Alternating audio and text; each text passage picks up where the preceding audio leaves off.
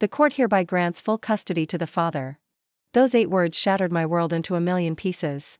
My ex-husband, Derek Dawson, turned to smirk at me from across the courtroom, his perfectly tailored suit and expensive lawyer screaming the wealth that had bought him this moment. But what he didn't know, what none of them knew, was that I had spent 14 months preparing for exactly this betrayal. And in my hands, I held the folder that would destroy him. Let me take you back to where this nightmare began.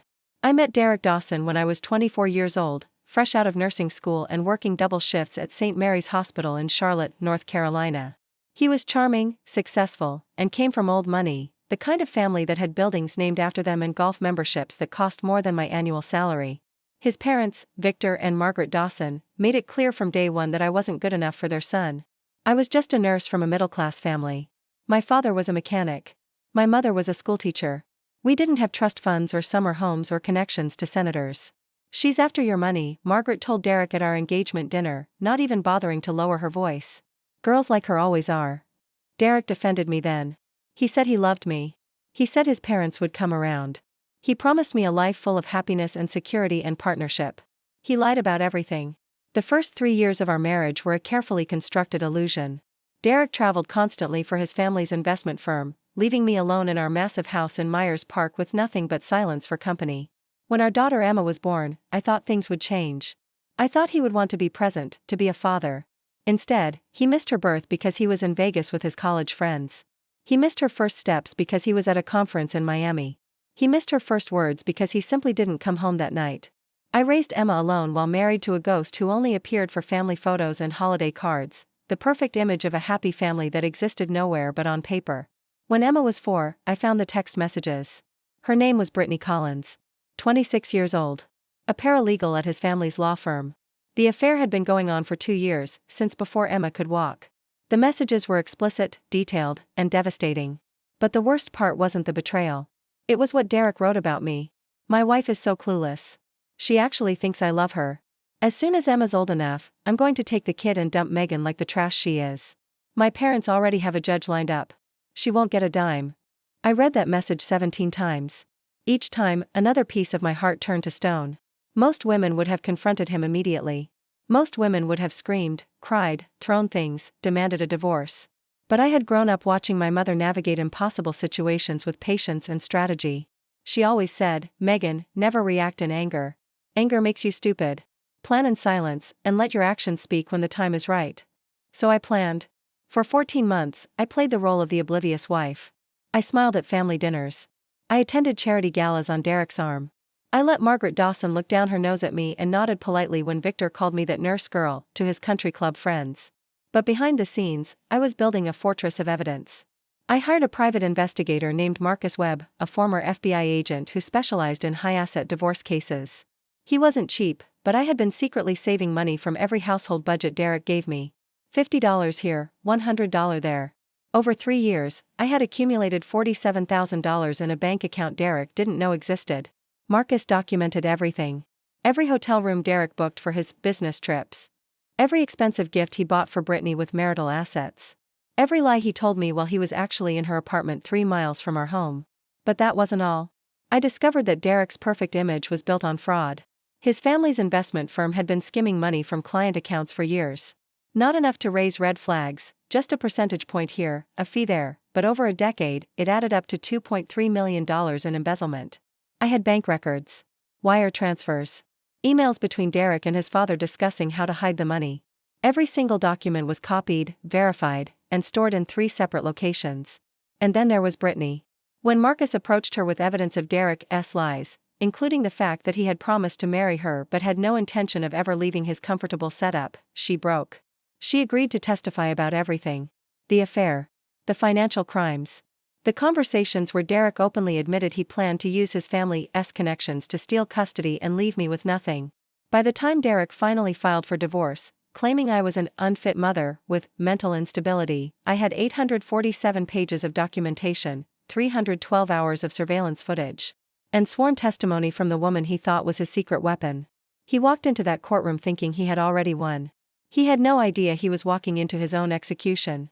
The Dawson family had packed the gallery like it was a coronation. Victor sat in the front row with his arms crossed, radiating smug satisfaction. Margaret wore a cream-colored Chanel suit and pearls, occasionally glancing at me with undisguised contempt. Behind them sat a collection of cousins, aunts, and family friends, all present to witness my humiliation. Derek's lawyer, Harrison Blake, was one of the most expensive attorneys in the state. He had spent the past 3 hours painting me as an unstable, neglectful mother who had trapped his client into marriage and was now trying to extort him for money. My lawyer, a public defender I had deliberately chosen to make them underestimate me, sat quietly beside me, following the script we had rehearsed for weeks. Judge William Patterson reviewed the final documents and cleared his throat. Based on the evidence presented and the testimony of multiple character witnesses, this court finds that the best interests of the minor child, Emma Dawson, would be served by granting full custody to the father, Derek Dawson.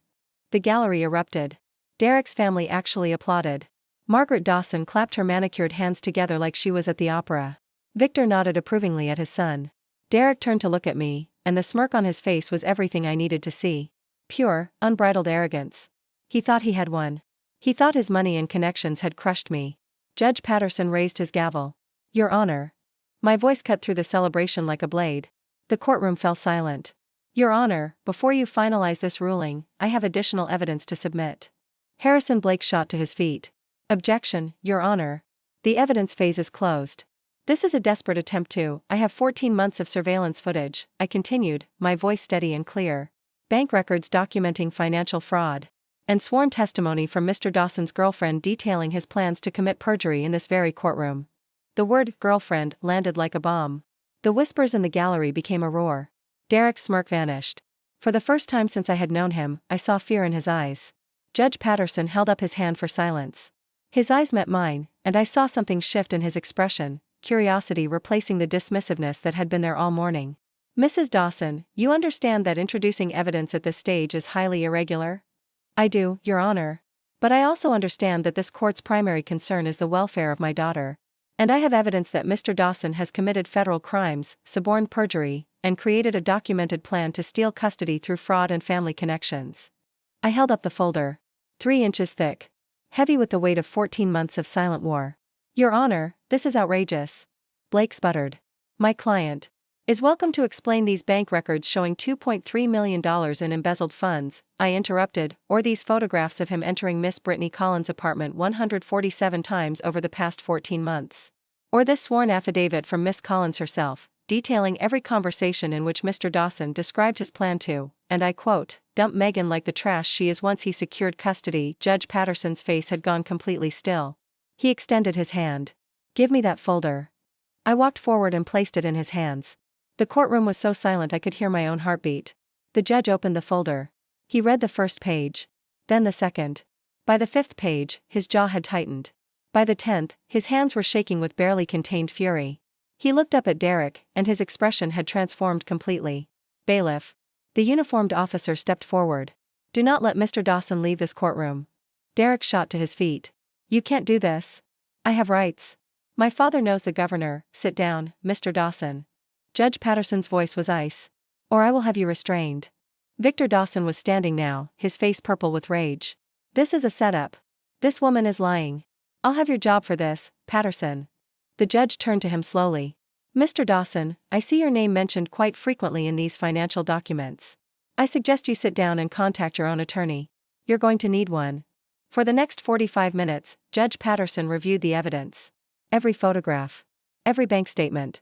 Every damning word of Brittany's testimony. The courtroom watched in stunned silence as the Dawson family's empire of lies collapsed in real time. When he finally looked up, his voice carried the weight of absolute authority. I am reversing my earlier ruling. Full custody of Emma Dawson is hereby granted to her mother, Megan Dawson. Furthermore, I am referring this evidence to the FBI for investigation of wire fraud, embezzlement, and conspiracy. Mr. Derek Dawson, you are hereby remanded into custody pending federal charges. The bailiff moved toward Derek. He tried to run, actually tried to flee the courtroom, but 2 more officers blocked the door. You can't do this to me. Derek screamed as they handcuffed him. Do you know who I am? Do you know who my family is? I stood perfectly still, watching the man who had planned to destroy me being dragged away in handcuffs. Behind him, Margaret Dawson had collapsed into her seat, her perfect composure shattered. Victor was screaming at his lawyer, demanding action, threatening lawsuits, promising revenge. None of it mattered anymore. Judge Patterson turned to me. His voice softened. Mrs. Dawson, or should I say, Ms. Lawson, since I assume you'll be reclaiming your maiden name, I owe you an apology. The evidence presented against you was compelling, and I nearly made a terrible mistake. Your preparation and patience may have saved your daughter from a very dangerous situation. Thank you, Your Honor, I said quietly. I just wanted to protect my daughter. You did more than that. You exposed a criminal enterprise that has been operating in this community for years. The families those people defrauded will finally have justice because of you. The aftermath was swift and merciless. Derek was sentenced to 12 years in federal prison for fraud, embezzlement, and conspiracy. The judge added an additional 2 years for perjury and attempting to use fabricated evidence to steal custody of his daughter. He would be 51 years old before he breathed free air again. Victor Dawson received 8 years for his role in the financial crimes. The investment firm was shut down, its assets seized to repay the victims of their fraud. The family's country club membership was revoked. Their charity board positions evaporated overnight.